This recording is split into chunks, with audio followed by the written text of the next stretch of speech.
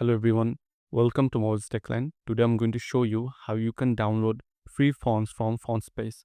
So this is a website called FontSpace and I'll go through the basic stuff.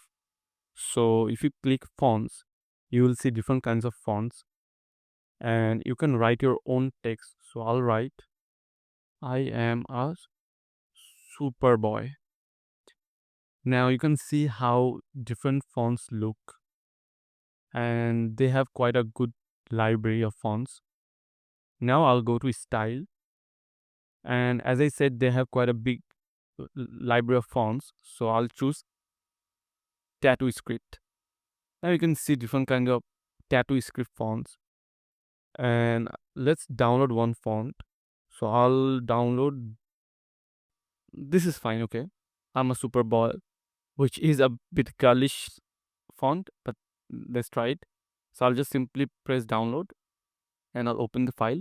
And this tutorial is for Mac OS, but you can do the same thing with Windows PC too.